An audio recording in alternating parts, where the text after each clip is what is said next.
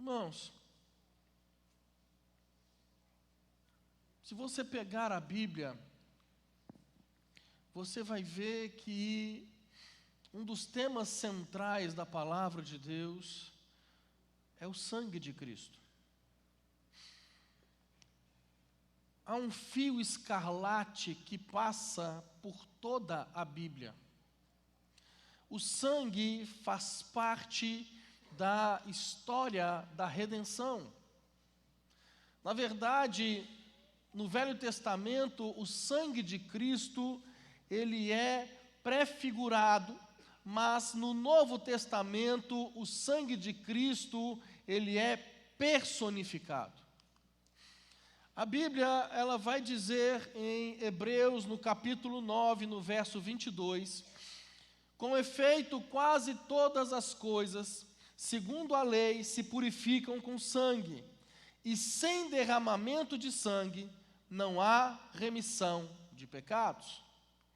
Então, no Velho Testamento, irmãos, os sacrifícios eles eram feitos, os cordeiros eram imolados, o sangue era derramado.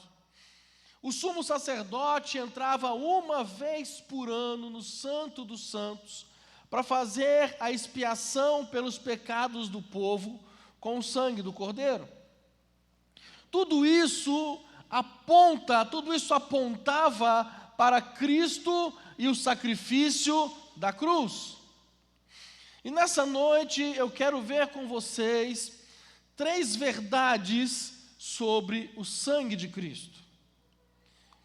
Abra sua Bíblia comigo no livro de 1 Pedro, capítulo 1.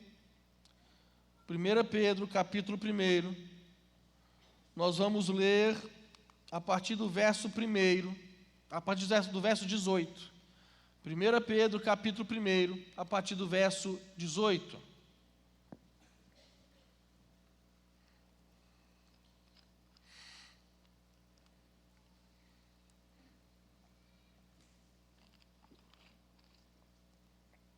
Diz assim o texto: sabendo que não foi mediante coisas corruptíveis, como prata ou ouro, que fostes resgatados do vosso fútil procedimento, que vossos pais vos legaram, mas pelo precioso sangue, como de cordeiro, sem defeito e sem mácula, o sangue de Cristo, conhecido com efeito antes da fundação do mundo, porém manifestado no fim dos tempos, por amor de vós, que por meio dele tendes fé em Deus, o qual o ressuscitou dentre os mortos e lhe deu glória, de sorte que a vossa fé e esperança estejam em Deus.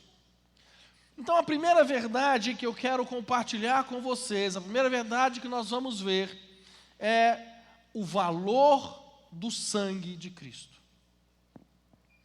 Olha o que diz os versos 18 e 19.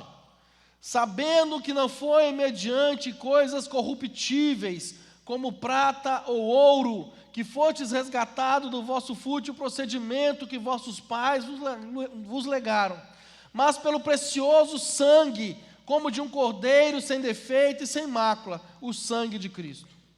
A primeira coisa é o valor desse sangue. Pedro, ele utiliza os 2 metais preciosos que eram usados na época para aquisição, para comprar alguma coisa. E ele utiliza esses 2 metais como uma comparação. Esses metais eram utilizados para adquirir bens. E quando Pedro levanta isso, ele diz que Deus, ao comprar a minha vida, Deus, ao comprar a sua vida, ao nos comprar, a nos redimir, ao nos resgatar, Ele não usou os metais mais nobres como prata e ouro. Mas Deus nos comprou com sangue. O sangue do Cordeiro Imaculado. 1 Coríntios capítulo 6, no verso 20, a Bíblia vai dizer: não fostes comprado por preço, porque fostes comprado por preço. Agora, pois, glorificai a Deus nos vossos corpos. Aqui ele faz referência a alguém que está comprando um escravo em um leilão. Com sua morte, Jesus, irmão, ele pagou o preço para nos resgatar da escravidão do pecado. Em Efésios capítulo 1, no verso 7, a Bíblia vai dizer: no qual temos a redenção pelo seu sangue, a remissão dos pecados, segundo a riqueza da sua graça. Se nós estamos salvos, não é porque tentamos comprar a nossa salvação com dinheiro. Se nós estamos salvos, não é porque tentamos comprar a nossa salvação com obras. Se nós estamos salvos, não é porque tentamos comprar a nossa salvação com méritos, com realizações humanas. Se nós estamos salvos, não é porque tentamos comprar a nossa salvação com religiosidade, mas nós fomos resgatados, fomos comprados, fomos remidos pelo sangue de Jesus. Atos no capítulo 20, no verso 29, o texto diz: atendei por vós e por todo o rebanho sobre o qual o Espírito Santo vos constituiu bispos, para pastoreardes a igreja de Deus, a qual ele comprou, repita comigo, comprou, com seu próprio sangue. Meu irmão, você precisa entender isso. Você precisa entender isso aqui. Você tem tanto valor para Deus. Você é tão precioso para Deus, que quando Ele foi comprar você, Ele utilizou a moeda mais preciosa do universo, o sangue do seu próprio Filho. O sangue de Cristo tem um valor indispensável. Fomos resgatados pelo precioso sangue.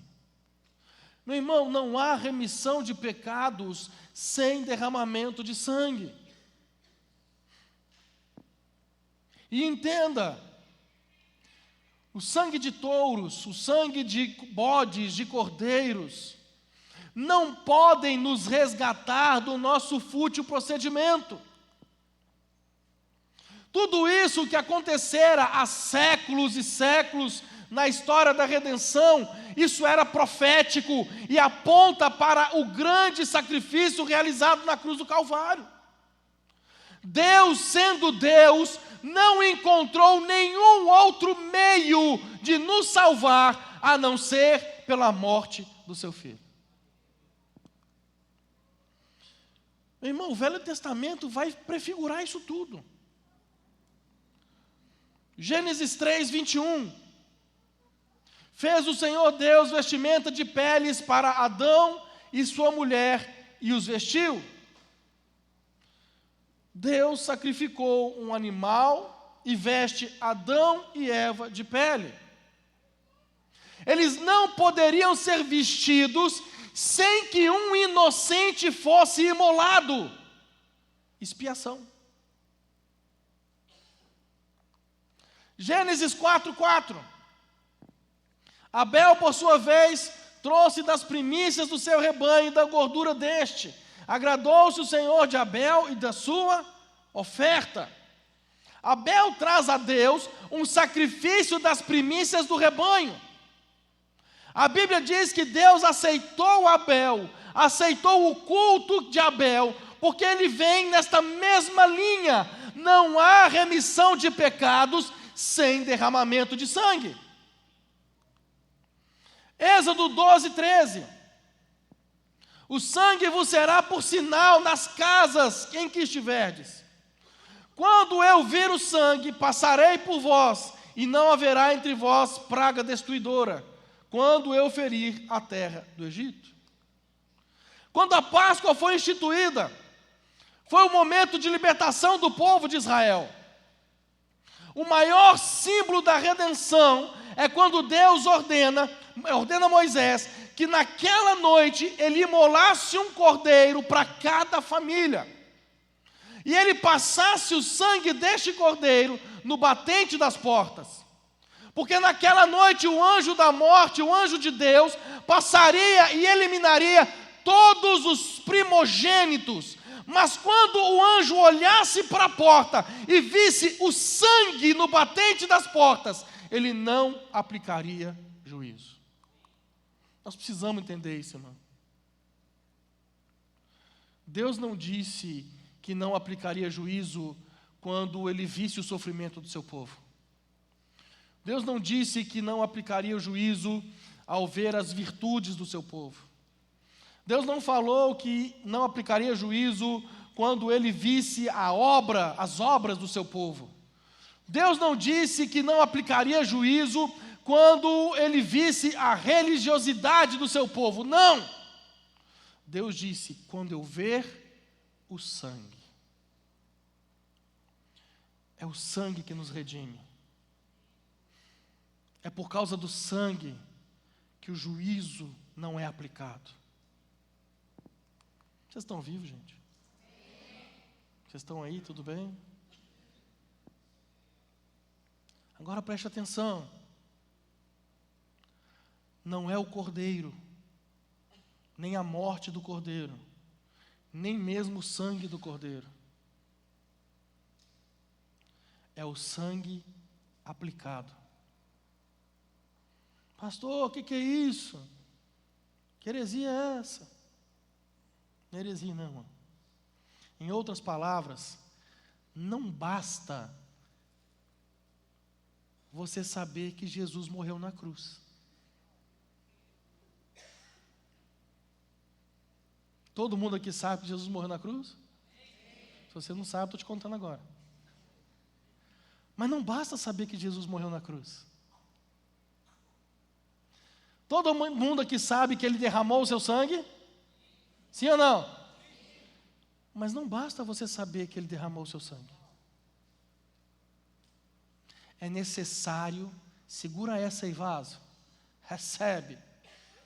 É necessário que você se aproprie do sacrifício. É necessário que você tome posse do sacrifício para que você seja salvo. Quando você vai ler Isaías 53, a partir do verso 4, certamente Ele tomou sobre si as nossas enfermidades, e as nossas dores Ele levou sobre si. E nós o reputávamos por aflito, ferido de Deus e oprimido, mas Ele foi transpassado pelas nossas transgressões e moído pelas nossas iniquidades. O castigo que nos traz a paz estava sobre Ele, e pelas suas pisaduras fomos sarados. Todos nós andávamos desgarrados como ovelhas, cada um se desviava pelo caminho, mas o Senhor fez cair sobre Ele a iniquidade de todos nós. Ele foi oprimido e humilhado, mas não abriu a boca. Como cordeiro foi levado ao matadouro, e como ovelha muda perante os seus tosqueadores, ele não abriu a boca. Por juízo o opressor foi arrebatado, e de sua linhagem, quem dela cogitou? Porquanto foi cortado da terra dos viventes, por causa da transgressão do meu povo foi ele ferido. Designaram-lhe a sepultura com os perversos, mas com o rico esteve na sua morte, posto que nunca fez injustiça, nem dolo algum se achou na sua boca. Todavia, ao Senhor agradou moê-lo, fazendo enfermar. Quando der a ele a sua alma como oferta pelo pecado, verá a sua posteridade e prolongará os seus dias, e a vontade do Senhor prosperará nas suas mãos. Nós encontramos aqui uma figura de Jesus que voluntariamente se entrega. João 10, 17, 18 diz: eu dou a minha vida para reassumir, ninguém a tira de mim. Ele deu espontaneamente. Ele sendo santo, sendo puro, não tendo defeito, não tendo pecado, não tendo culpa alguma, nada, mas como cordeiro, ele é levado para o matadouro, ele é imolado, ele é entregue pelo Pai. O texto diz que ao Pai agradou moê-lo. O Pai despeja sobre ele, sobre Jesus, toda a sua ira. A ira que deveria cair sobre a minha vida, a ira que deveria cair sobre a sua vida, o Pai despeja sobre a vida de Jesus. Jesus, ele assume este lugar de cordeiro substitutivo. Meu irmão, deixa eu te falar uma coisa, ele assume o meu lugar, ele assume o seu lugar. A morte de Jesus foi em nosso lugar. Ele morreu pelos nossos pecados, ele morreu a nossa morte, para que hoje pudéssemos ter redenção, para que hoje pudéssemos ter salvação, para que hoje nós pudéssemos ter vida, e vida em abundância. Esse é o grande valor do sangue de Jesus. Ele morreu a nossa morte para nos dar a vida eterna.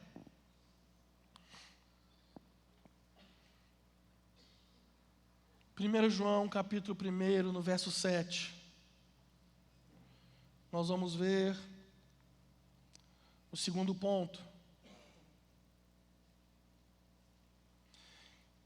1 João capítulo 1, no verso 7.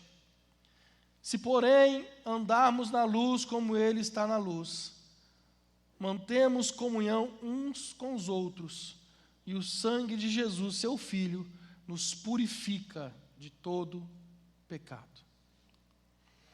O segundo ponto é o poder no sangue de Jesus. Há poder no sangue de Jesus para lidar com a escravidão do pecado. João capítulo 8, no verso 34. Replicou-lhes Jesus: em verdade vos digo, todo o que comete pecado é escravo do pecado. Meu irmão, praticar é algo que você faz habitualmente, rotineiramente. O homem, ele é escravo do pecado. O pecado domina sobre ele, mantendo o homem preso com algemas. São os vícios, são as mazelas. E por nós mesmos não podemos quebrar essas algemas que nos prendem. Nós não podemos nos purificar. Nós não podemos nos transformar, mas o sangue de Jesus, esse nos purifica de todo pecado. O Senhor quebra o poder do pecado. O Senhor, Ele te liberta das suas algemas e você é verdadeiramente livre, porque o sangue de Jesus, Ele é suficientemente poderoso para libertar você do poder do pecado. Mas, pastor, você não entende. Você não sabe o que eu fiz. O quão terrível é o meu pecado.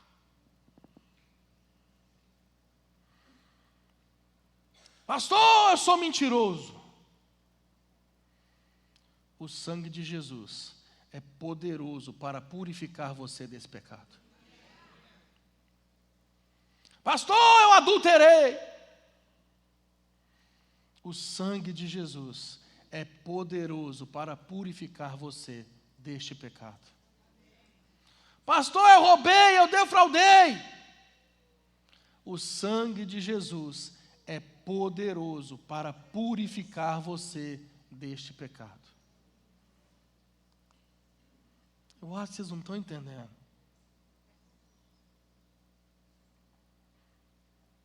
Não é o pecado. Não importa quanto tempo você pratica esse pecado. Recebe isso, irmão. Não importa o quão escravo você seja deste pecado.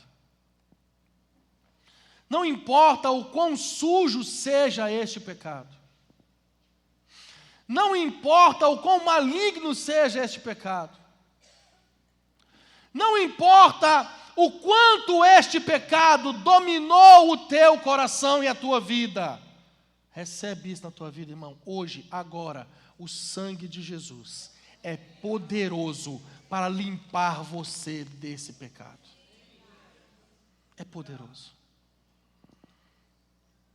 Isaías capítulo 1, no verso 18, diz assim: Vinde, pois, e arrazoemos, diz o Senhor. Ainda que os vossos pecados sejam como a escarlata, eles se tornarão brancos como a neve. Ainda que sejam vermelhos como o carmesim, se tornarão como a lã. Pastor, que isso? O senhor está falando que o sangue de Jesus nos limpa de todo pecado, agora está falando de carmesim, de escarlata. Que isso? Aqui ele está falando de 2 tipos de tintura, escarlata e carmesim, que uma vez aplicadas no tecido, era impossível que fossem removidas. Era impossível. Eles não tinham o que nós temos hoje de produtos. Era impossível remover essas 2 tinturas dos tecidos. Então, se caísse, manchava para sempre. Pastor, o que você quer dizer com isso? O Senhor está dizendo para você hoje, meu irmão, não há sujeira que você tenha, não há lama mais profunda que você tenha mergulhado, não há nada na sua vida em que o meu sangue não possa limpar. Por mais pecado que você tenha cometido, hoje o meu sangue te limpa e te purifica de todo pecado. O sangue de Jesus, ele também é poderoso para lidar com a punição do pecado. Porque Romanos 6:23, a Bíblia vai dizer que o salário do pecado é a morte. É a morte. O salário do pecado é a morte. O verso 5 de Isaías 53 diz: Mas ele foi transpassado pelas nossas transgressões e moído pelas nossas iniquidades. O castigo que nos traz a paz estava sobre ele. Jesus, ele leva sobre si toda a condenação que deveria estar sobre mim, que deveria estar sobre você. Colossenses 2, 13 e 14, a Bíblia diz: E a vós outros que estáveis mortos pelas vossas transgressões e pela incircuncisão da vossa carne, vos deu vida juntamente com ele, perdoando todos os nossos delitos, tendo cancelado o escrito de dívida que era contra nós e que constava de ordenanças, o qual nos era prejudicial, removeu inteiramente, cravando na cruz. Meu irmão, havia um escrito de dívida sobre nós. Uma dívida a qual eu e você não poderíamos pagar, não conseguiríamos pagar, dignos da condenação eterna. E ali está dizendo que o escrito de dívida foi cancelado. Foi cancelado. Deixa eu te explicar isso de uma maneira melhor. Pastor Ladislau, vem cá. Vamos brincar de teatrinho.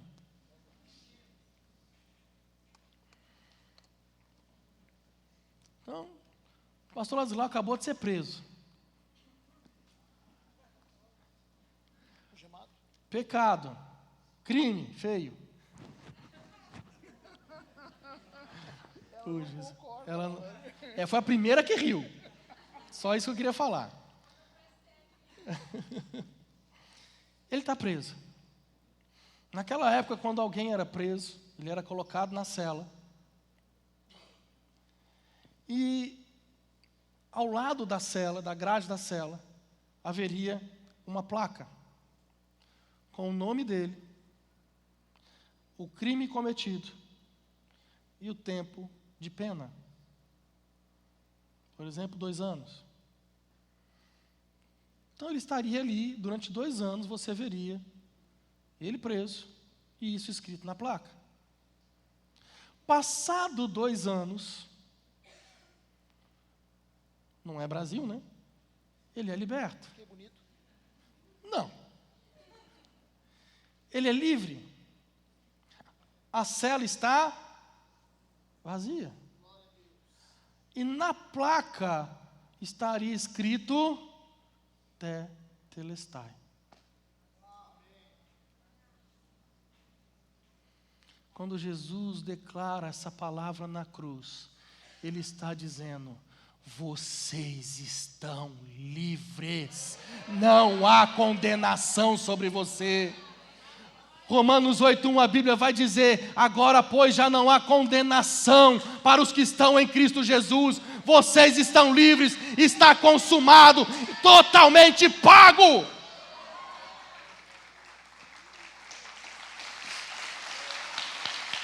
Ele pagou o preço.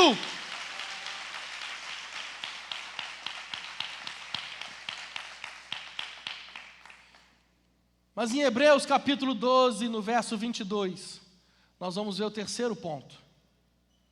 Hebreus capítulo 12, no verso 22.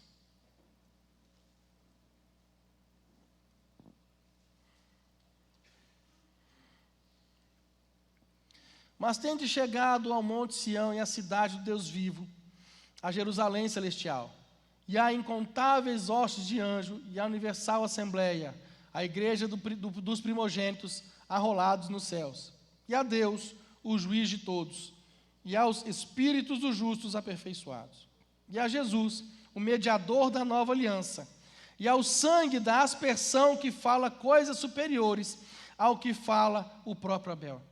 Tende cuidado, não recuseis ao que fala, pois se não escaparam aqueles que recusaram ouvir quem divinamente os advertia sobre a terra, muito menos nós, os que nos desviamos daquele que dos céus nos adverte.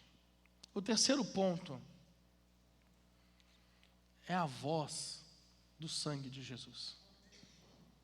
É a voz. Como assim, pastor? Sangue tem voz?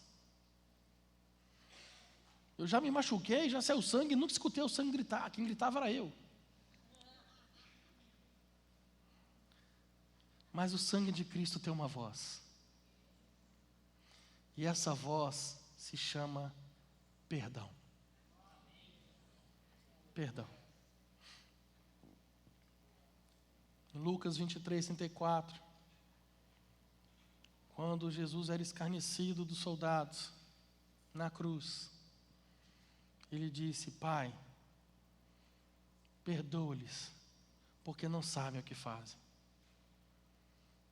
Perdão. Perdão. Deixa eu te falar uma coisa, irmão. O sangue de Jesus sobre a sua vida traz perdão sobre você. Traz perdão sobre você. Quantas vezes nós fazemos coisas e nós não nos perdoamos por elas?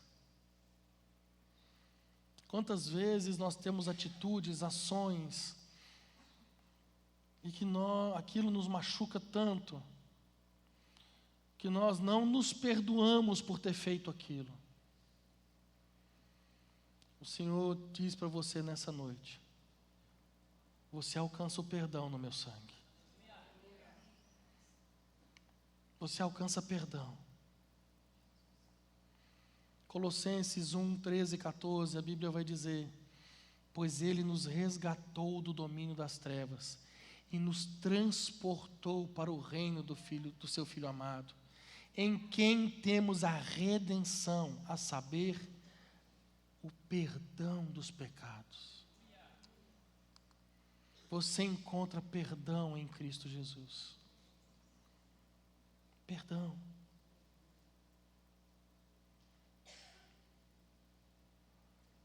Você é liberto da ação do pecado através do sangue de Jesus. E você é perdoado por Ele. Perdoado. Nessa noite o Senhor vai arrancar de você todo sentimento de culpa, irmão. Isso tem te impedido de caminhar. Isso tem trago uma angústia dentro de você, um aperto no teu coração. Às vezes difícil de respirar. Nessa noite o Senhor te perdoa. Nessa noite o perdão alcança a tua vida. Nessa noite Jesus alcança você através do sangue dele, trazendo perdão para você.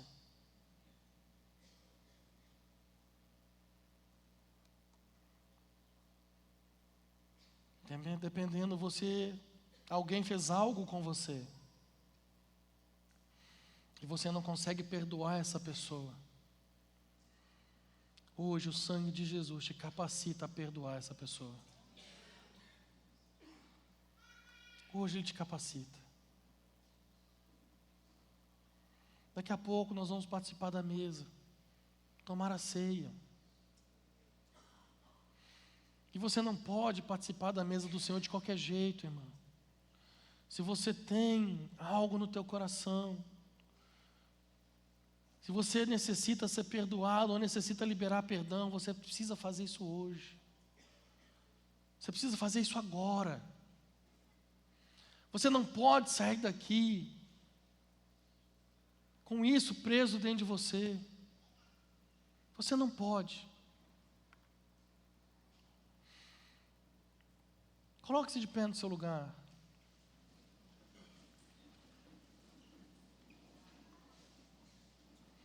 Feche seus olhos.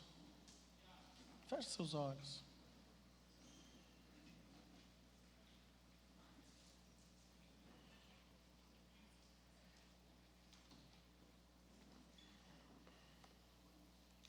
Começa a falar com o Senhor aí no teu lugar.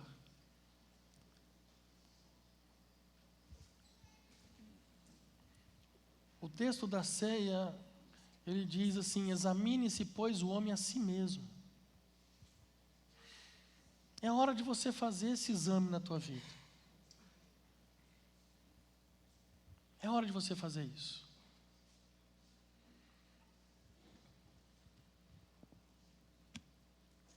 Peça ao Espírito Santo de Deus para te mostrar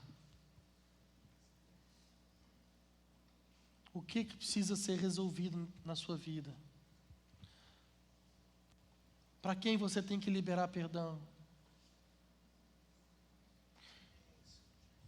O que é que está pesando no teu coração, que necessita de perdão? Fala com Deus. Fala com Deus. Fala com Ele.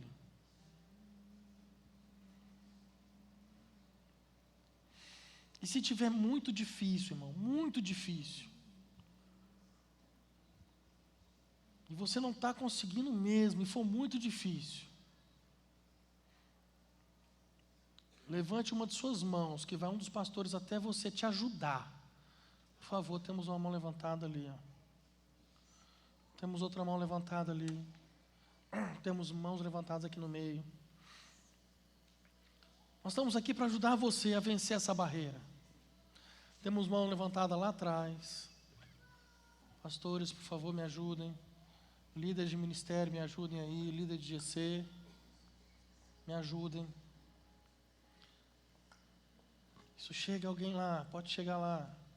Está lá atrás.